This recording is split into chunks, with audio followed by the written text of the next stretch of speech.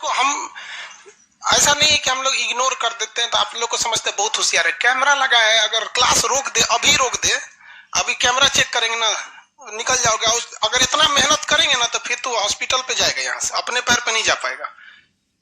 पढ़ाई के माहौल को पढ़ाई में रखो ना। अब तुमको क्या लगता है आज हम बहुत अच्छा से पढ़ा देंगे? क्या लगता है बहुत अच्छा से पढ़ा देंगे? तुम लोग को खूब खुश हो गए। किसका लॉस होगा? हमारा। आपको लगता है ये बैच खत्म होगा, इससे बाद इससे ज्यादा भीड़ आएगा? डिसिप्लिन नाम का चीज भूल गया।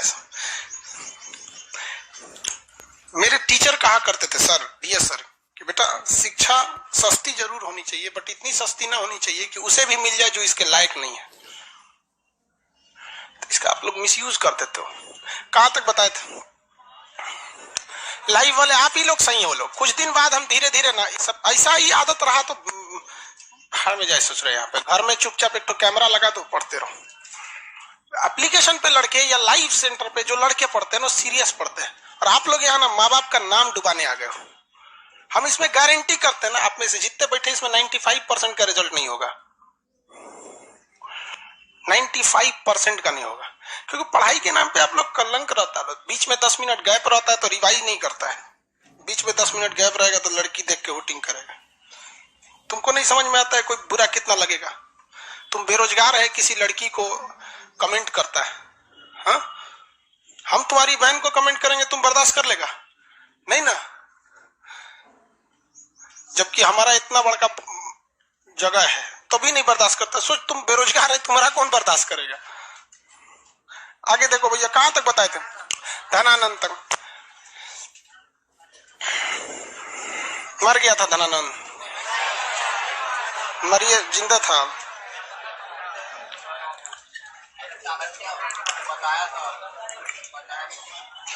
स्टार्ट करते हैं हम लोग।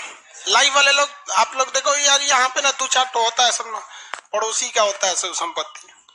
अब बताओ यार, जिसके बाप की गलती है उसको हम कैसे सुधार सकते हैं? वो नहीं सुधार सकता। तो आप लोग कम से कम वो पड़ोसी वाला से बगल में रहिएगा, बच के रहेंगे आप लोग। दिमाग खराब कर दिया ससुर, नहीं पढ़ाएगा आदमी। अब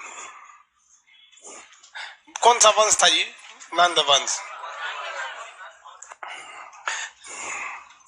ये जगह कौन सा था भैया? मगध। मगध जगह कौन सा है? मगध राजवंश है ये जगह। और यहां से एंट्री कौन मारा था? सिकंदर। तो भैया सिकंदर जब यहां पर आक्रमण किया तो मगध में कौन सा वंश था? नंद वंश। कौन सा वंश था? सिकंदर की सेना क्या ब्यास नदी पार की थी? सिकंदर की नौसेना प्रमुख था नियारकस, और थल सेना का प्रमुख था सेल्यूकस निकेटर। खुद एलेक्जेंडर निकेटर यानी सिकंदर अपनी सेना के साथ लौट गया। इराक में बेबीलोन में 323 ईसा पूर्व इसकी क्या हो गई? मृत्यु हो गई। शहर का नाम बेबीलोन। जो सिकंदर, इसके पिताजी का नाम फिलिप, इसके गुरुजी का नाम अरस्तु, अरस्तु के गुरु का नाम प्लेटो, उनके गुरु का नाम सुकरात। सुकरात को जहर देकर मार दिया गया था। बहुत बड़े दार्शनिक थे। उन्होंने क्या कह दिया था? उन्होंने कहा था कि जो देवी देवताओं को बलि चढ़ाया जाता है, जैसे मुसलमान में भी बलि दिया जाता है, हिंदू धर्म में भी किसी किसी जगह पे क्या जाता है? बलि दिया जाता है। तो वैसे ही उन्होंने भी कहा था कि ये सब चीजें गलत है, ये सब नहीं करना चाहिए। उनको टंगवा दिया फांसी, उन्हीं का बलि चढ़ा दिया। धार्मिक चीज बड़ी उठपटांग होता है। सोच रहा है यहाँ पे कुछ अच्छा बोलो चाहे खराब, मतलब नहीं है। तू बोला काहे रे, सीधे कर दो। तो ये सुकरात थे। सुकरात के चेला का नाम प्लेटो, प्लेटो के चेला अरस्तु, अरस्तु के चेला सिकंदर। तो गुरु का महान देखे, बड़का बड़का ये सब एक ग्रेड का पहले गुरु था सब। आजकल ना चेला उस तरह रह गया, ना गुरु उस तरह रह गया। दोनों की गलती हो चुकी है। चेला भी वैसे ही रह गया ना आजकल का। चलिए देखिए, तो यहाँ पर ये तो मर गए। अब एक बात बताइए, अभी भी तो यहाँ नंद वंश चल रहा है। नंद वंश के बाद ना आएगा मौर्य वंश। सिकंदर का आक्रमण मौर्य वंश से पहले हुआ या मौर्य वंश के बाद? मौर्य वंश से पहले। किसका आक्रमण हो गया? सिकंदर का।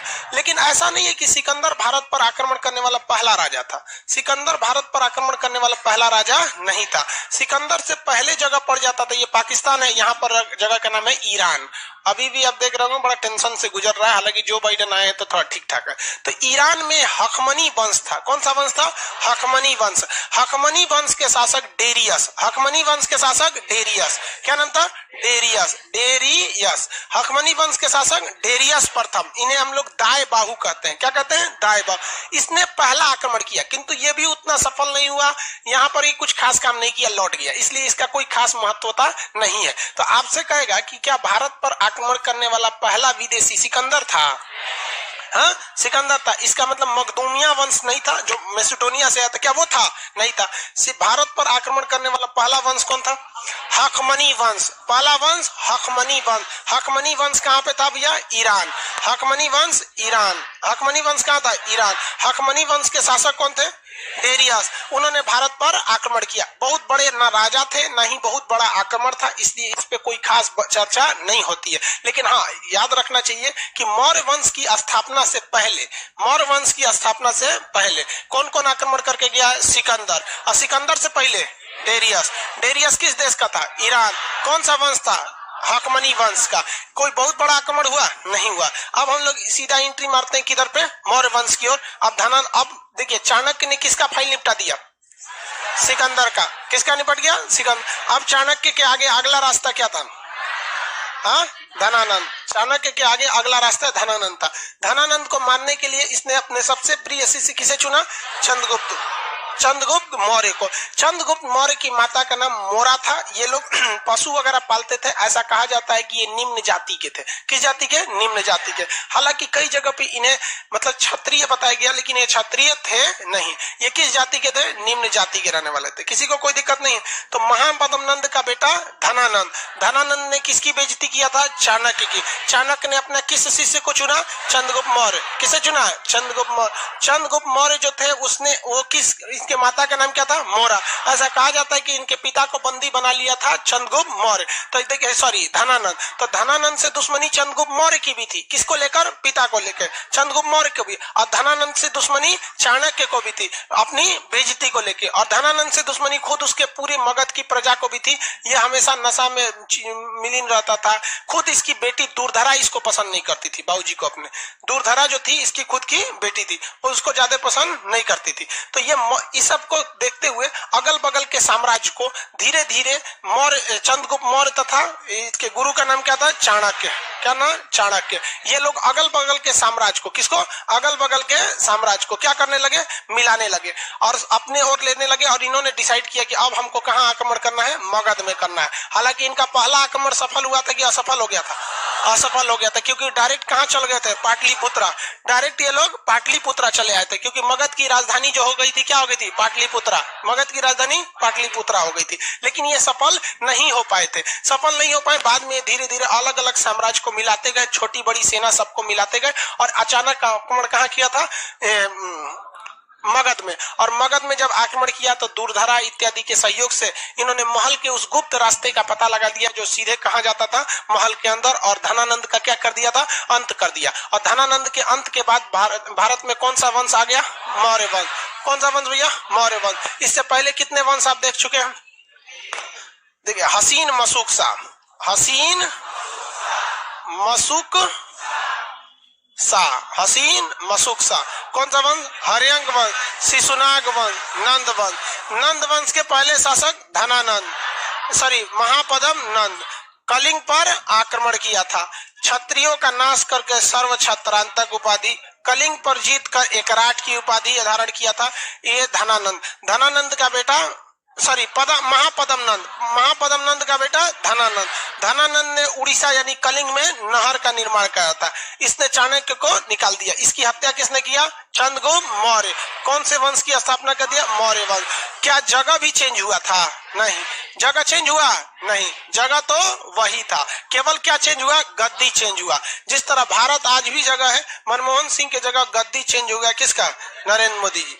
मोदी जी का क्या हुआ? बस गद्दी चेंज हुआ। उसी तरह यहाँ पे भी चेंज हुआ। अब मौर्य वंश के संस्थापक थे चंद्रगुप्त मौर्य। इनके बारे में बड़ी बड़ी कहानी है चंद्रगुप्त मौर्य के बारे में। अब इनकी कहानियों में अभिलेख, इनकी जानकारी कहाँ से मिलती है? तो पत्थर उत्थर पे कहीं लिखा होगा, तो अभिलेख से इनकी जानकारी मिलती है। कुछ विदेशी किताबों में इनकी जानकारी मिलती है। कुछ खुद चाणक्य की पुस्तक अर्थशास्त्र, चाणक्य की पुस्तक अर्थशास्त्र, इसमें भी क्या मिलती है? जानकारी मिलती है। तो ये सब सर हम खाली नक्शा में भरते हैं। महापद्मनंद कर दिया अपनी, और खाली नक्शा में भरता है। चलिए ध्यान दीजिए यहाँ पर। तो अब हम लोग स्टार्ट करते हैं किसके बारे में? मौर्य वंश। मौर्य वंश के संस्थापक चंद्रगुप्त मौर्य। ऊंचे जाति के या निम्न जाति? तो जब ये निम्न जाति के थे सिंहासन पर बैठेंगे तो इनका तो विरोध जेन्युइन है, क्योंकि पहले कहा गया कि भाई क्षत्रिय ब्राह्मण ही क्या रहता था, भारत में पहले राजा रहता था। तो चाणक्य ने लोगों को बहुत समझाया था कि नहीं भैया ये क्या चीज है, योग्य है। इधर धनानंद को मार दिया, किसने मार दिया था? चंद्रगुप्त मौर्य। और किस वंश का अंत किया? नंद वंश का अंत किया। नंद वंश को क्या कर दिया भैया? अंत कर दिया। नंद का समापन। कौन सा वंश?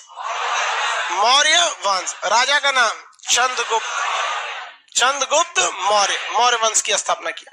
अब जरा थोड़ा सा फ्लैशबैक में चलते हैं। यहाँ आक्रमण किसने किया था? सिकंदर। किसने किया? सिकंदर। कब किया था? 326 ईसा पर। राजा उस समय कौन था? धनानंद। राजा धनानंद। क्या वो धनानंद को आक्रमण करने के लिए ब्यास नदी को पार किया था? नहीं, ब्यास नदी को पार नहीं किया। किसी को कोई दिक्कत नहीं है, आगे बढ़ जाए। लेकिन जब ये लौटा था तो इसका थल सेना प्रमुख जो था सेल्यूकस निकेटर और नौसेना प्रमुख नियारकस। नियारकस को कोई ऐतराज था? नहीं। ऐतराज किसको था? सेल्यूकस निकेटर को। वो थोड़ा थोड़ा भांप रहा था कि यहाँ पे कुछ न कुछ क्या हो रहा है, गड़बड़ हो रहा है। तो लौट कर आया कौन? Seleucus Nicator. कौन आया? Seleucus Nicator. लौट के आया सेल्यूकस निकेटर। ये लौट कर आया और यहां जब देखा लौट कर आया और इसने ब्यास नदी को पार कर गया ससुरा। यहां पर क्या कर गया बहू? ब्यास नदी को पार कर गया यहाँ पे। अब यहाँ आया तो उसको लगा कि यहाँ शासक कौन होगा? धनानंद होगा। लेकिन यहाँ तो हो गया गड़बड़। ब्यास नदी को पार किया तो यहाँ कौन वंश मिल गया? मौर्य वंश। मौर्य वंश का राजा चंद्रगुप्त मौर्य बहुत ही योग्य, ईमानदार, कर्मठ था। दूसरा, इसका खुद का प्रधानमंत्री चाणक्य। खुद का प्रधानमंत्री कौन था? चाणक्य। वही चाणक्य जो इनके अब्बा को यहाँ से भेज दिया था, सिकंदर को भेज दिया था। तो सोचिए क्या इस बार सेल्यूकस निकेटर जीत सकता है? हेलने का तो हेल गया यहाँ पर। लेकिन दिक्कत ये थी कि इसको ये बात का किसी ने बता दिया कि भैया यहाँ चंद्रगुप्त मौर्य के पास बहुत ज्यादा हाथी हैं सब। तो इसने भी अपनी सेना में क्या लेके आया था? हाथी लेके आया था। ये बात पता चल गई चंद्रगुप्त मौर्य के प्रधानमंत्री यानी चाणक्य को कि ससुरा हाथी लेके आया है। तो युद्ध का माहौल बनाने से पहले ये लोग थोड़ा सा समय कर लिए, घेर लिए इत्यादि को पूरी तरह से, और बरसात का दिन का इंतजार किया और युद्ध को उस डायरेक्शन में ले गए जिधर पानी भर जाता है। अब जब पानी भर जाएगा ना तो उसमें चंद्रगुप्त मौर्य ने अपनी फौज में जो बहुत सारे मात्रा में घोड़े को रखा था। चंद्रगुप्त मौर्य ने क्या रखा? घोड़ा। घोड़ा ससुरा पानी हिल जाता है, बढ़िया से दौड़ जाता है, थोड़ा थोड़ा पानी में एकदम आराम से दौड़ जाता है, और हाथी बिछला के गिर जाती। अब ससुरा हाथी गिरेगी तो उठने में 10 मिनट टाइम लगेगा। भाई अब समझ लीजिए हम लोग मतलब पतला दुबला आदमी, हम लोग अगर गिर गए तो फटाक से उठ जाएंगे। कोई 2 कुंटल का है, उठ पाएगा? जल्दी नहीं उठ पाएगा। तो इसमें सोचा हाथी उसकी फंस गई। दूसरा, चंद्रगुप्त मौर्य ने अपनी, ये तो पूरी तरह षड्यंत्र में था, अपनी फौज में इसने स्वतंत्र घोड़ों को रखा था, घोड़ा वगैरह। सचुरा रथ लेके आए थे, महाभारत लड़ रहे रथ लेके आए। अरे महाभारत का रथ या धनुष, वो धनुष में ताकत नहीं थी ना रथ में। मेन युद्ध महाभारत मंत्रों पे था। तो बिना तीरे का दुकान मंत्र पढ़ते थे तो खतरनाक कोनो तीर निकल जाता था, ले आए जा। वो मंत्र का लड़ाई था महाभारत, वो शक्ति प्रदर्शन थोड़ी था।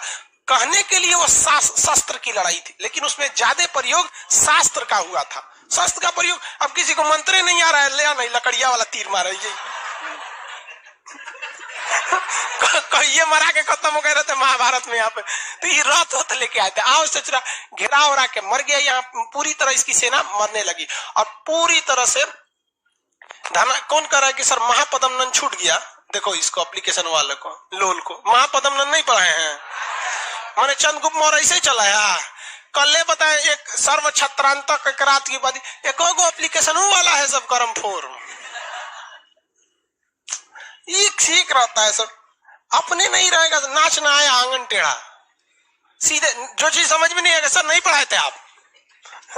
सेल्यूकस निकेटर यहाँ जीत रहा था, यहाँ रहा था, बहुत बुरी तरह फंस गया। कौन? सेल्यूकस नहीं। और जीत कौन रहा था? चंद्रगुप्त मौर्य। चंद्रगुप्त मौर्य मने मन सोचा सजो तोरे अब्बा को हराए थे सिकंदर को, अब की तोर बारी है। अब सेल्यूकस निकेटर फंस गया। यहां सेल्यूकस निकेटर की हालत ऐसी थी कि 1-2 दिन लड़ाई और चल जाती तो सेल्यूकस निकेटर युद्ध में हार जाता और मारा जाता। इसलिए इसने अपनी बेटी कार्नेलिया को आगे कर दिया। आओ बहुते सुंदर एकदम एकदम बाल उल खोल के लहरा के तलवार लेके निकली आई। चंद को मार देगा।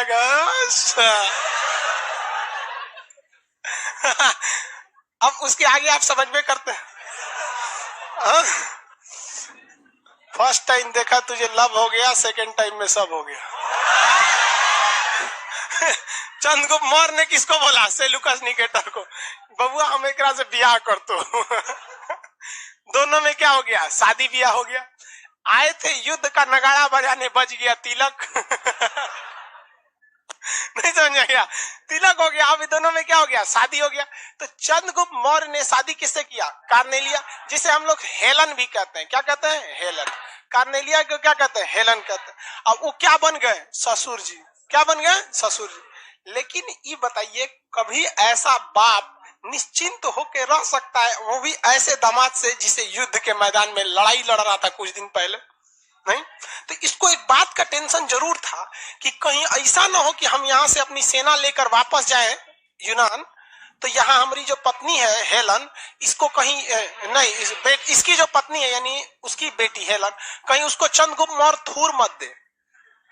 अगर थूर थार दिया तो दिक्कत हो जाएगा। तो इसने सोचा थूरे ना, इसके लिए क्या करें? तो दहेज दिया। क्या दिया? दहेज। दहेज में एरिया, आराकोसिया, जेड्रोसिया, पेरिस्पेमियाई, ये 4 गो क्षेत्र दहेज में दे दिया। एरिया, आराकोसिया, जेड्रोसिया, पेरिस्पेमियाई का वर्तमान नाम है काबुल, करधान, मकरात और हेरान। काबुल, कंधार, मकरान और हेरात। काबुल, कंधार पूरा अफगानिस्तान था उस तरह, मकरात और हेरात ये पूरा पाकिस्तान। तो चंद्रगुप्त मौर्य के दहेज में मिला था पूरा पाकिस्तान और पूरा अफगानिस्तान। एक बिहारी के छोड़े हुए दहेज पर आज 2 देश खड़े हैं सब। इतिहास गवाह है, सोचा बिहारी बहुत दहेज लेता है। अरे बाप रे बाप, गजब। लेकिन बहुत गलत है ये, आप लोग समझिए इसको गलत। दहेज हमको सोचा, दहेज में हमको लगता है कि खूब से खूब हमारा 11-12 हजार रुपया से ज्यादा ना मिलने वाला, बहुत हो गया। क्या करेंगे दहेज लेके? कितना दे सकते हैं? हाँ, इतना तो मतलब देने के लिए चंद्रगुप्त मौर्य के पास भी नहीं रहेगा। हम किसी का पेट नहीं भर सकते ना इच्छा।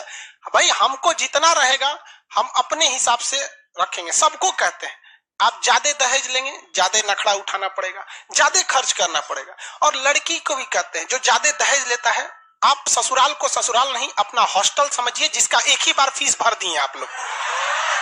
समझ में गया? सास ज्यादा हुक्म चलाए तो सीधा कहिए। खान सर बोले थे कि दहेज लिया ससुराल, ससुराल नहीं हॉस्टल है, तुम मेरी सास नहीं वार्डन है, हॉस्टल की वार्डन। यहाँ पे तू पैसों लेगी, दहेजों लेगी, इज्जत लेगी, कोई एक चीज मिलेगा, एक चीज, सम्मान या पैसा। डिसाइड करियो क्या मिलना चाहिए आपको। पैसा कोई बहुत बड़ा चीज नहीं होता है यहाँ पे। समझ में आया कि नहीं गया? कौन चीज हो गया? तोरा वैसो दहेज ना मिलेगा, टेंशन नहीं। सर हम नहीं लेंगे, एक मिलबो कहाँ करेगा? लड़की लोग बताओ उसको मिलेगा? तो लड़की मिल जाए बहुत है।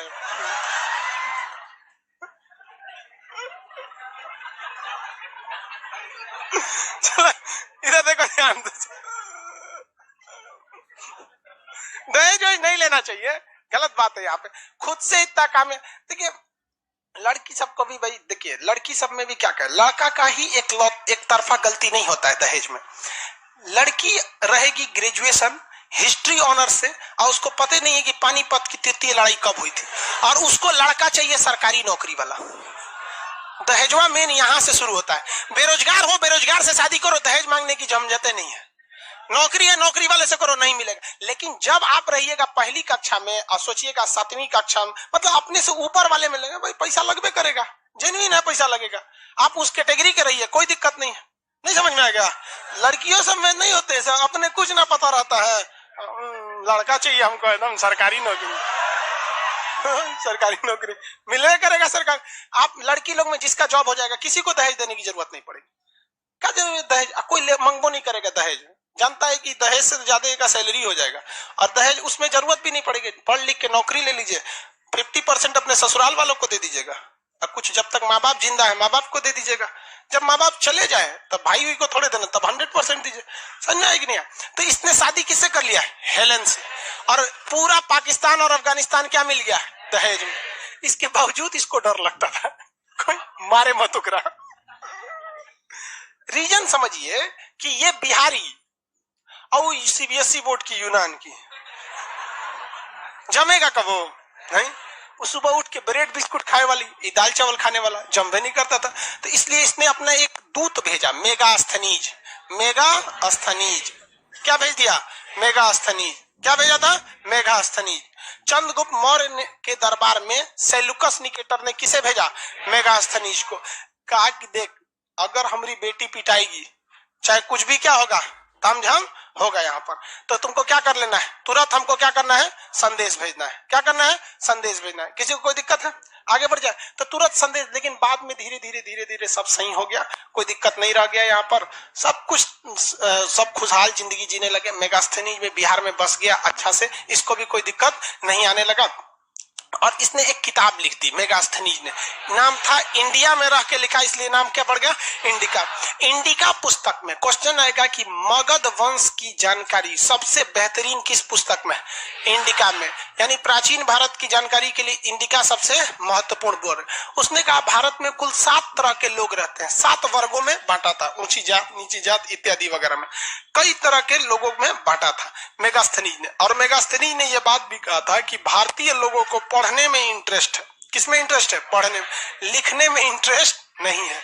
ये लिखना नहीं चाहते, केवल क्या करना चाहते हैं? पढ़ना चाहते हैं। और इसी मेगास्थनीज ने संदेश भेजवाया था किस पे? सेल्यूकस निकेटर को। मतलब सब ठीक ठाक है, हेलन आपकी ठीक रह रही है। चंद्रगुप्त मौर्य ने एक दिन मेगास्थनीज से पूछा कि रे बकलोलवा, जब उसको ब्याह कराना था हमरा से, बेटियों देना था, दहेजो देना था, तो युद्ध काय किया था? वो कहा कि बकलोल है आप, ओकरा हाथी चाहिए था। उधर कोनो हाथी ठीक ठाक नहीं मिल रही थी, सब यूरोप वगैरह में सब जो हाथी थी सब सीबीएसई बोर्ड की थी, सब सुस्त टाइप की। तो यहाँ से वो हिंदी मीडियम वाली हाथी ले जाना चाहता था कलिंग से। कहा कि ओ माय गॉड, हाथी चाहिए थी। कहा कि बुलाओ 500 हाथी क्या किया? गिफ्ट में दे दिया। कौन बड़का गिफ्ट दिया? दहेज में कितना लिया ही नहीं देख रहे हैं। अच्छा, दहेज की भी एक सीमा होती है, दूधू को देश दहेज में ले लिया। हद होता है। हाँ बेटी दहेज, सब कुछ, एगो दार्शनिक वगैरह भी लिया। तो खैर ये सब चीज चलते रही। दहेज, उस समय जो दहेज लिया गया था, आप बात समझिए, वो दहेज के रूप में नहीं था, वो क्षेत्रफल विस्तार का था कि हम तो लेबे करेंगे, या दहेज में दीजिए या युद्ध हार के आपकी लाश पे चढ़ के ले लेंगे। तो होशियार निकला, कहा कि एक ऐसा बिहारी सबसे नहीं हटना चाहिए, इन सबको दे देना चाहिए। तो ये इधर उनका चैप्टर क्लोज हो गया। इधर मेगास्थनीज, ये लोग अपना खुशहाल जिंदगी जीने लगे यहाँ पर। अब चंद्रगुप्त मौर्य जो था ना, बहुत सामाजिक कार्य भी करता था, सामाजिक कार्य भी बहुत करता था। इसने बंगाल के क्षेत्र में भी कई काम किए, नहर वगैरह का निर्माण किया, बहुत सारा काम बंगाल में किया, जिसका जानकारी वहां एक पत्थर है जिसका नाम है महास्थान। पत्थर में जगह का नाम क्या है? महास्थान। वहां इसने अपनी जानकारी लिखा कि भैया बंगाल में भी हमने बहुत सारा काम किया। उत्तर प्रदेश का गोरखपुर में, वहां पे शाहगौर जगह है, उत्तर प्रदेश में गोरखपुर है जहां शाहगौर जगह है। तो उत्तर प्रदेश भी किसके अंडर में आ रहा था? चंद्रगुप्त मौर्य में। चंद्रगुप्त मौर्य के समय उत्तर प्रदेश में गया तो वहां भीषण अकाल पड़ गया। भीषण क्या पड़ गया? अकाल पड़ गया। तो वहां पर चंद्रगुप्त मौर्य ने कहा कि लोगों को, जो धनी लोग हैं, वो कुछ कुछ क्या कर सके? दान दे। मैं स्वयं दान दे रहा हूं अकाल पीड़ित लोगों को। आप सारे लोगों से अपील करते हैं कि ये पीएम केयर फंड में आप लोग भी पैसा दीजिए। नरेंद्र मोदी जी ने डोनेट वाला बात निकाला था ना, चंद्रगुप्त मौर्य से निकाला था कि आप सब लोग डोनेट कीजिए, हम भी डोनेट कर रहे हैं। तो चंद्रगुप्त मौर्य ने अकाल के समय लोगों की मदद करने के लिए, अकाल के समय मदद करने के लिए जो जानकारी दिया, वो किस अभिलेख से मिला है? शाहगौर अभिलेख। कौन सा अभिलेख? शाहगौर। अकाल में दिए गए राहत सामग्री की जानकारी किस अभिलेख से मिला है? शाहगौर। शाहगौर अभिलेख यूपी के कहां पर है? गोरखपुर। गोरखपुर का शाहगौर अभिलेख किसने बनवाया? चंद्रगुप्त मौर्य। अभिलेख का मतलब क्या होता है? पत्थर पर लिख देना। पत्थर पर क्या कर देना? लिख देना। किसी को कोई दिक्कत नहीं यहाँ पर। चंद्रगुप्त मौर्य ने कौन से धर्म को अपनाया था? चंद्रगुप्त मौर्य ने जैन धर्म को अपनाया था। किसके नेतृत्व में? स्थूलबाहु या भद्रबाहु? भद्रबाहु के नेतृत्व में अपनाया था। किसके नेतृत्व में? भद्रबाहु। चंद्रगुप्त मौर्य का जो साम्राज्य था वो केवल पूरब या मध्य भारत में नहीं था, बल्कि इवन की गुजरात में भी था। कहां पर था? गुजरात में था। कैसे पता चलता है कि गुजरात का एक शासक था जिसका नाम था रुद्रदामन।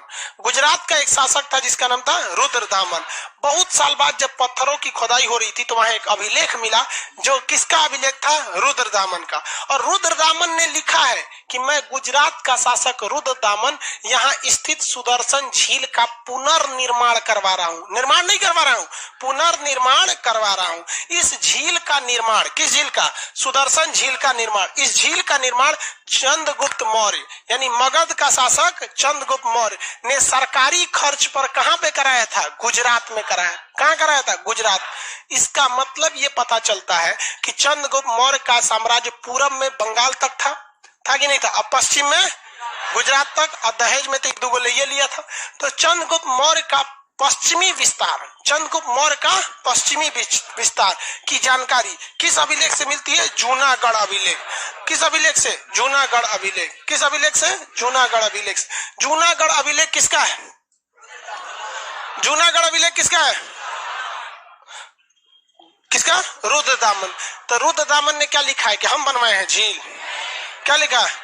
पुनर्निर्माण करवा रहे हैं, जीर्णोद्वार या पुनर्निर्माण करा रहे हैं। इसका निर्माण मगध शासक चंद्रगुप्त मौर्य ने सरकारी खर्च पर कराया था। महास्थान अभिलेख कहाँ है? बंगाल में। महास्थान अभिलेख बंगाल में। तो इससे यह पता चलता है कि चंद्रगुप्त मौर्य का शासन पूरब तक था। और जूनागढ़ अभिलेख से क्या पता चलता है कि चंद्रगुप्त मौर्य का शासन पश्चिम तक था। और मेगास्थनीज की पुस्तक इंडिका जो है, इंडिका, इससे पता चलता है कि भैया एरिया आराकोसिया जेड्रोसिया ये दहेज में लिया था। अकाल के समय दी जाने वाली सामग्री की जानकारी किससे मिली? शाहगौर अभिलेख से। किस अभिलेख से? शाहगौर। कौन अभिलेख भैया? शाहगौर अभिलेख। शाहगौर अभिलेख कहाँ है? उत्तर प्रदेश के गोरख। आप बताएंगे चंद्रगुप्त मौर्य को इतना महान बनाने में सबसे ज्यादा योगदान किसका? किसका था? चाणक्य। चाणक्य के पिताजी का नाम क्या था? गुणी। गुणों से भरपूर थे, क्वालिटी था, गुण नहीं बोलते, बहुत गुणवान व्यक्ति है, तो गुणी थे। गुणी पुत्र चाणक्य। गुणी पुत्र चाणक्य। इनके पिता का नाम क्या था? गुणी। तक्षशिला में ये क्या करते थे? शिक्षा, मतलब प्रोफेसर थे। तक्षशिला कहां पर है? पाकिस्तान में। तक्षशिला पाकिस्तान। उस समय पाकिस्तान में नहीं था, भारत में था। अभी है पाकिस्तान में। तो तक्षशिला कहते। क्या नाम था ने? चाणक्य। चाणक्य का दूसरा नाम बता सकते हैं? विष्णुगुप्त या कौटिल्य? विष्णुगुप्त या कौटिल्य? विष्णुगुप्त या कौटिल्य। बहुत ही विद्वान व्यक्ति थे। इनकी पुस्तक का नाम बता सकते? क्या नाम है? अर्थशास्त्र। अर्थशास्त्र। क्या यह अर्थशास्त्र इकोनॉमी से रिलेटेड है? अर्थशास्त्र इकोनॉमी से ना रिलेटेड होके राजनीति से है। किससे? राजनीति से। किससे? राजनीति से। अर्थशास्त्र। ऐसा ही एक किताब लिखा गया है जिसको द प्रिंस, किताब का नाम है प्रिंस, मैकियावेली ने लिखा है। किसने लिखा है? मैकिया। यूरोप का एक ऐसा ही विद्वान व्यक्ति था जिसका नाम था मैकियावेली। उसने किताब लिखा द प्रिंस। द प्रिंस में वैसी ही बातें लिखी गई हैं जो अर्थशास्त्र में लिखी गई। चाणक्य की पुस्तक अर्थशास्त्र में लिखा गया है कि राजा किस तरह से महान हो सकता है, और मैकियावेली की पुस्तक द प्रिंस में लिखा है कि राजा किस तरह से महान हो सकता है। द प्रिंस का मतलब ये होता है राजा। तो बताइए भारत का मैकियावेली किसे कहते हैं? चाणक्य को। भारत का मैकियावेली। अब भारत की द प्रिंस पुस्तिका अर्थशास्त्र, जो दोनों की चीजें एक ही हैं। द प्रिंस ये अर्थशास्त्र का संबंध किससे है? राजनीति से। किससे है? राजनीति से। अर्थशास्त्र में कुल कितने अधिकरण हैं? 15 अधिकरण। अधिकरण मतलब लेसन। अर्थशास्त्र में कुल कितने लेसन है? 15 अधिकरण है। 15 अधिकरण है। अर्थशास्त्र को किताब का रूप समाजशास्त्री ने दिया था। क्या दिए थे? समाजशास्त्री ने दिया था। एक व्यक्ति था, खैर कोई बात, उससे कोई इंपॉर्टेंट नहीं है। समाजशास्त्री नामक विद्वान ने दिए थे। अर्थशास्त्र जो है वो किससे संबंधित है? राजनीति। इसमें कहा गया है कि किसी भी राजा के पास 7 अंगों का होना जरूरी है, जिसे राजा का सप्तांग सिद्धांत कहते हैं। क्या कहते हैं? सप्तांग सिद्धांत। किसी भी बढ़िया राजा के पास क्या कितने गुण होने चाहिए? 7। कितने गुण होने चाहिए? 7। इसे हम क्या कहते हैं? सप्तांग सिद्धांत। राजा का कौन सा सिद्धांत? राजा का सप्तांग सिद्धांत। राजा का कौन सिद्धांत? सप्तांग सिद्धांत। अब 7 सिद्धांत हम समझते हैं। जैसे मान के चलिए ये कोई क्षेत्र है, ये कोई क्षेत्र है। अब राजा के पास क्या चीज होना चाहिए? इस जगह का मान के चलिए कि कोई क्या है, राजा है। इसके पास कितनी चीजें होनी चाहिए? 7, कम से कम ये 7 होना चाहिए। सबसे पहले राजा योग्य होना चाहिए, वरना क्षेत्रफल कितना भी बड़ा रहेगा, धनानंद योग्य नहीं था, इसलिए उसका साम्राज्य क्या हो गया? बिखर गया। तो राजा क्या होना चाहिए? योग्य होना चाहिए। तो राजा हो गया। दूसरा कहा था कि अमात्य। अमात्य, अमात्य मतलब मंत्री। इनका मंत्री भी योग्य होना चाहिए। मंत्रियों को जो जिम्मेदारी दे वो काम अच्छे से कर सके। जैसे नरेंद्र मोदी भारत के एक तरह से राजा है, इनमें तो योग्यता है, सब कुछ करते हैं। क्या आप गारंटी ले सकते हैं उनके जितने अमात्य है वो अच्छा से काम कर रहे हैं? एक नितिन गडकरी 100% जिम्मेदारी से काम कर रहे हैं सड़क निर्माण में। विदेश मंत्रालय भी ठीक है, गृह मंत्रालय, बाकी आधा तो मंत्रालय है कि कब वो न्यूज में नहीं आता है। अच्छा काम करेंगे तब ना न्यूज में आएंगे। कैसे ही कोई आपको मंत्री याद रखेगा? कल ग्रुप डी के एग्जाम तक याद रखता है कि फलाना मंत्री कौन है, उसके बाद थोड़ी याद रखता है। तो पहला कौन था? राजा। राजा को क्या होना चाहिए? योग्य। और अमात्य को भी योग्य होना चाहिए। अमात्य को योग्य होना चाहिए। जनपद क्या होना चाहिए? जनपद। जनपद मतलब क्षेत्र। महाजनपद भी तो एक क्षेत्र था ना। जनपद मतलब क्या होता है? क्षेत्र। ये जो क्षेत्र होना चाहिए ये बेहतरीन होना चाहिए, उपजाऊ हो या खनिज संपदा हो, क्षेत्रफल बड़ा हो, पहाड़ी वगैरह एरिया से घिरा हो, मतलब क्षेत्रफल में कुछ ना कुछ विशिष्टता होनी चाहिए। इस क्षेत्रफल या जनपद के चारों ओर किलेबंदी हो, बॉर्डर बनाइए, या तो दीवार का परमानेंट बॉर्डर बनाइए या पहाड़ का नेचुरल बॉर्डर बनाइए, जिस तरह से अजात शत्रु के समय राजगीर में थी, या फिर बॉर्डर पे फोर्स लगाइए, बीएसएफ लगाइए, आर्मी लगाइए, लेकिन अपने जनपद के चारों ओर आपको किला बनाना है, यानी दुर्ग बनाना है। क्या बनाना है? दुर्ग बनाना है। क्या बनाइए? दुर्ग। सबसे पहले राजा के सप्तांग सिद्धांत में पहला राजा, दूसरा अमात्य, तीसरा, चौथा दुर्ग। आपका कितना भी दुर्ग मजबूत कर लीजिए, कुछ भी कर लीजिए, अगर आपके पड़ोसी ठीक नहीं है तो कहीं ना कहीं आप अपनी अर्थव्यवस्था पे ध्यान नहीं दे पाएंगे।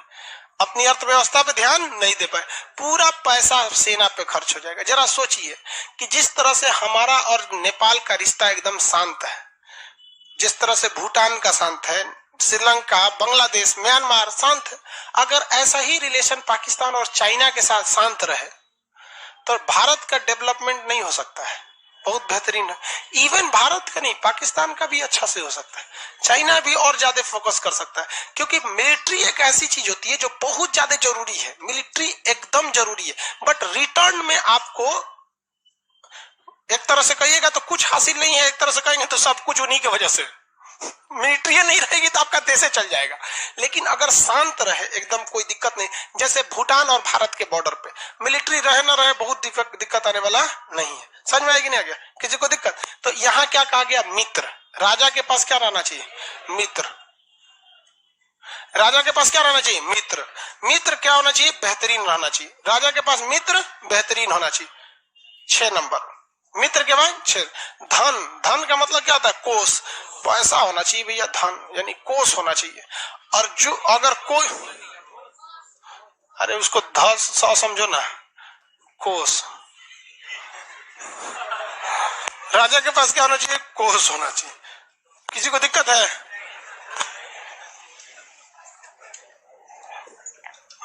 राजा के पास क्या होना चाहिए? कोष। उसके बाद क्या होना चाहिए? दंड, न्याय। बहुत खतरनाक न्याय व्यवस्था होना चाहिए। न्याय इतना खतरनाक होना चाहिए कि मतलब व्यक्ति को डर लगे अपराध करने से पहले। कुछ सऊदी अरब वगैरह, खैर वहां का राजा बहुत जालिम होता है। एक तो वीडियो बनाए थे सऊदी अरब के राजा पे, देखते हैं। एक तो सबसे बड़ा का खराब लगता है इन सब को, या 4 गो 5 गो 6 गो ब्याह करता है, संभालता कैसे होगा सही सब? तनी भारत के महिला से कर ले 4 गो ब्याह, देखो ना ब्रेन हेमरेज ना हो जाए तो कहेगा। दिमाग छट जाएगी सब, गुस्सा दिलाएगी सब खुद है, अपने गुस्सा जाएगी सब। हमको लगता है कि वहां का लड़की सब बहुत सीधा होती होगी। भारत में कोई कर पाएगा 4 गो ब्याह? यार तो 4 गो ब्याह होने से पहले अगर आप में किसी का मन है मतलब 4 ब्याह करने का, तो मेरी एडवाइस मानिए, अभी से एडवांस बुकिंग कराइए रांची पागलखाना में, क्योंकि शायद उस समय जगह ना बचे और आपको इमरजेंसी जरूरत पड़ेगी ही पड़ेगी, इसलिए प्री बुकिंग करा के रखिए। समझ आ गया कि नहीं आ गया? बताइए राजा के सप्तांग सिद्धांत में कितने सिंह? 7। पहला राजा, पहला, दूसरा अमत, फिर जनपद, जनपद के बाद दुर्ग, दुर्ग के बाद मित्र, मित्र के बाद कोष, कोष के बाद न्याय। भाई पैसा तो अच्छा रहना चाहिए ना, धन यानी कोष, कोष नहीं रहेगा तो आपका अर्थव्यवस्था क्या हो जाएगा? चौपट हो जाएगा। किसी को कोई दिक्कत नहीं है? आगे बढ़ जाए। एक कर है कि सऊदी अरब के यहाँ से कानून लाना चाहिए। नहीं भैया, इंडिया में कानून सही, हर देश का कानून अपनी जगह से, हम लोग का कानून गलत नहीं है, हम लोग का कानून बहुत अच्छा है, बस थोड़ा सा लेट हो जाता है, लेट हो जाता है। लेट नहीं हो तो हम लोग का कानून भी तो एक नंबर है। दामिनी की हत्यारा जो दिल्ली रेप केस हुआ 2014, 20 में फांसी हुआ, निर्भया केस में 2014 में हुआ, 14 में कर दीजिए फांसी। दिक्कत हमारी समस्या गलत न्याय नहीं है, हमारी समस्या लेट प्रोसीजर है। हमारे यहाँ एसएससी गलत नहीं है, सोचा लेट कर देती है 4 साल, इसलिए गलत है। समझाएगा कि नहीं? हर चीज का एक टाइमिंग रहना चाहिए ना। यहाँ पे ये समझ में आ गया राजा के सप्तांग सिद्धांत, अर्थशास्त्र वगैरह सब कुछ समझ में आ गया आप लोग को? किसी को कोई दिक्कत नहीं है अर्थशास्त्र के सिद्धांत में? आगे बढ़ जाते हैं अर्थशास्त्र के सिद्धांत में। चंद्रगुप्त मौर्य अर्थ इनके चाणक्य के ही देखरेख में शासन करता था। अंतिम समय में चंद्रगुप्त मौर्य ने कौन सा धर्म अपना लिया था? जैन धर्म। किसने कौन सा धर्म अपनाया? जैन धर्म। जैन धर्म। मेगास्थनीज इसकी सारी जानकारी कहाँ देते रहता था? सेल्यूकस निकेटर को दूत के माध्यम से भेजते रहता था। इसी तरह यूनान में एक शासक, एक लेखक था, उसका नाम था जस्टिन। जस्टिन ने अपनी किताब में लिखता है कि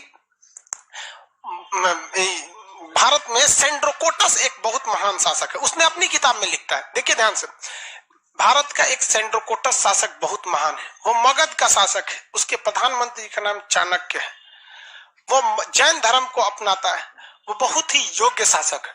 सोच रहा चंद्रगुप्त मौर्य की जगह वो क्या लिख रहा है? सेंड्रोकोटस। सेंड्रोकोटस अब भारत के लोग कर रहे, भारत में तो कोनो सेंड्रोकोटस है नहीं। तो एक इतिहासकार था जो यूनान का भी इतिहास लिखता था और भारत का भी इतिहास लिखता था। यूनान के लोगों को लगता था कि भारत का सबसे योग्य शासक सेंड्रोकोटस है। क्या नाम? सेंड्रोकोटस। जबकि भारत में सेंड्रोकोटस नाम का कोई शासक ही नहीं था, यहाँ कोई सेंड्रोकोटस नहीं था। तो विलियम जोन्स ने स्पष्ट किया कि जो सेंड्रोकोटस शब्द का प्रयोग किया जा रहा है वो किसके लिए किया जा रहा है? William Jones. किसके लिए? चंद्रगुप्त मौर्य के लिए। किसके लिए? चंद्रगुप्त मौर्य के लिए। आगे बढ़े तो बताइए, चंद्रगुप्त मौर्य की पहचान, चंद्रगुप्त मौर्य की पहचान सेंड्रोकोटस से मैच कराने का काम किसने किया था? William Jones. किसने किया? William Jones. चंद्रगुप्त मौर्य की पहचान सेंड्रोकोटस से किसने किया? William Jones. यूरोप में या फिर यूनान में चंद्रगुप्त मौर्य का नाम क्या है? सेंड्रोकोटस। सेंड्रोकोटस। अब कुछ क्वेश्चन पूछते हैं, बताएंगे। भद्रबाहु के नेतृत्व में चंद्रगुप्त मौर्य कहाँ चला गया? कर्नाटक। और कर्नाटक के श्रवणबेलगोला में कौन सी विधि से प्राण, संलेखना विधि से अपना प्राण त्याग दिया? संलेखना विधि से अपना प्राण त्याग दिया।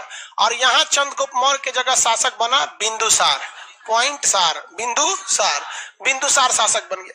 तो भैया चंद्रगुप्त मौर्य बुढ़ाइयों तो गए थे, मरियो गए, हेलन भी तो बुढ़ा गई होगी और मेगास्थनीज भी बुढ़ा गया होगा।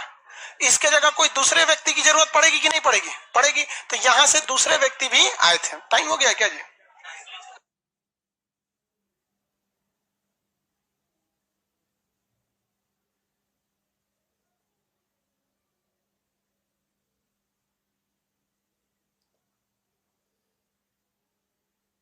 लाइव पटना वाला बहुत हल्ला करता है, पता नहीं कौन दुनिया का रहता है। 2 दिन छुट्टी करके 2 दिन का क्लास एप्लीकेशन पे डाल देंगे, 2 दिन यहाँ मिलवे नहीं करेगा। हर बैच को बार बार समझाएंगे। चंद्रगुप्त मौर्य ने अपनी जो प्राण त्यागा था किस विधि से? संलेखन। कहां पर? कर्नाटक। कर्नाटक के कौन सा पर्वत? श्रवणबेलगोला। कौन सा? श्रवणबेलगोला। कौन पर्वत? श्रवणबेलगोला। कहां पर है? कर्नाटक में। चंद्रगुप्त मौर्य के बाद अगला शासक कौन बना? बिंदुसार। अगला शासक बिंदुसार। बिंदुसार भी एक योग्य शासक था, लेकिन उतना महान काम नहीं कर पाया था बिंदुसार। चंद्रगुप्त मौर्य स्टार्ट करते हैं लोग। चंद्रगुप्त मौर्य ऊंचे जाती या नीचे जाती? चंद्रगुप्त मौर्य की माता का नाम, इनके पिता को बंदी बनाया था धनानंद। चंद्रगुप्त मौर्य की शिक्षा कहाँ पे हुई थी? तक्षशिला। वर्तमान में किस देश में है? पाकिस्तान में है। चंद्रगुप्त मौर्य के किस अभिलेख से अकाल के समय राहत की जानकारी मिली? सागर अभिलेख। कौन सा? किस अभिलेख से चंद्रगुप्त मौर्य के पूर्वी शासन की जानकारी मिलता है? महास्थान कहां पर है ये? बंगाल। किस अभिलेख से चंद्रगुप्त मौर्य के पश्चिमी साम्राज्य की जानकारी मिलती है? जूनागढ़ अभिलेख। जूनागढ़ अभिलेख क्या चंद्रगुप्त मौर्य का है? किसका है? रुद्रदामन। किसका है? रुद्रदामन का है। चंद्रगुप्त मौर्य ने किससे युद्ध लड़ा था? दो युद्ध लड़ा। पहले गद्दी पाने के टाइम धनानंद से, और गद्दी के बाद सेल्यूकस निकेटर। सेल्यूकस निकेटर ने चंद्रगुप्त मौर्य को कितने क्षेत्र दहेज में दिए थे? एरिया, आराकोसिया, जेड्रोसिया, पेरिसमेमियाई। एरिया, आराकोसिया, जेड्रोसिया, पेरिसमेमियाई। एरिया, आराकोसिया, जेड्रोसिया, पेरिसमेमियाई। एरिया, आराकोसिया, जेड्रोसिया, पेरिसमेमियाई। किसी को कोई दिक्कत नहीं है? आगे बढ़ जाए। यहाँ पे चंद्रगुप्त मौर्य कौन से धर्म को मानता था? चंद्रगुप्त मौर्य के प्रधानमंत्री का नाम? चाणक्य की पुस्तक का नाम? अर्थशास्त्र का संबंध किस विषय से है? अर्थशास्त्र में कितने अधिकरण है? 15 अधिकरण है। कितने अधिकरण है? अर्थशास्त्र में अधिकरण की संख्या 15। किसी को कोई दिक्कत नहीं है? अर्थशास्त्र में कितने अधिकरण? 15। अर्थशास्त्र के अनुसार राजा के सप्तांग सिद्धांत में कितने विषय है? 7। कौन कौन? पहला राजा, दूसरा मंत्री, तीसरा जनपद, चौथा दुर्ग, पांचवा मित्र, छठवा, सातवां दंड। एकदम भयानक न्याय दीजिए, एकदम थूर थार के रद्द कर दीजिए। अगर किसी को गलती पर सजा नहीं देंगे तो उसका मन बढ़ जाएगा। इसके दरबार में कौन आया था? मेगास्थनीज ने भारतीय समाज को कितने भाग में? 7। भारतीय समाज को लिखने में ज्यादा दिलचस्पी थी या फिर पढ़ने में? चंद्रगुप्त मौर्य ने किसे 500 हाथी दिए थे? Seleucus Nicator. सेल्यूकस निकेटर की बेटी का नाम हेलन, का दूसरा नाम कार्नेलिया। चंद्रगुप्त मौर्य के दरबार में आए मेगास्थनीज की पुस्तक का नाम? इंडिका पुस्तक से किस वंश की जानकारी मिलती है? मौर्य वंश। मौर्य वंश किस वंश के पतन के बाद आया था? नंद वंश। तो मौर्य वंश जब आप पढ़ेंगे तो नंद वंश का पतन भी पढ़ना पड़ेगा। विशाख दत्त एक बहुत ही बड़े प्रसिद्ध लेखक थे। उन्होंने एक पुस्तक लिखा था मुद्रा राक्षस। विशाख दत्त की पुस्तक मुद्रा राक्षस। विशाख दत्त की पुस्तक मुद्रा राक्षस में कहा गया कि किस तरह से धनानंद के पाप का अंत हुआ और किस तरह से चंद्रगुप्त मौर्य के शासन का उत्थान हुआ। तो धनानंद की जो मतलब पतन है, चंद्रगुप्त मौर्य का उदय है, इसकी जानकारी विशाख दत्त की पुस्तक मुद्रा राक्षस। विशाख दत्त की पुस्तक मुद्रा राक्षस। किस इतिहासकार ने बताया था कि जो सेंड्रोकोटस है वही चंद्रगुप्त मौर्य है? William Jones. संलेखना विधि से प्राण त्याग किए कर्नाटक के किस पर्वत पर? श्रवणबेल गोला। कब इन्होंने प्राण त्यागा? 298 ईसा पूर्व। इनके बेटा का नाम बिंदुसार। बिंदुसार गद्दी पर बैठा तो क्या बिंदुसार भी जैन धर्म मानता था? कौन सा धर्म? आजीवक संप्रदाय। ये बता दिए थे संप्रदाय में। कौन सा संप्रदाय? आजीवक संप्रदाय। बिंदुसार के कितने बेटे हुए? 2। नजायज की बात नहीं कर रहे हैं, 2 ओरिजिनल बेटे, सुसीम और अशोक। सुसीम कुछ खास काम नहीं किए, अशोक बहुत काम किया। अशोक के बारे में पढ़ना बहुत ज्यादा है। इसको हम लोग कब क्लास करेंगे? कल। आज के लिए इतना है। आराम से निकलिए, डिसिप्लिन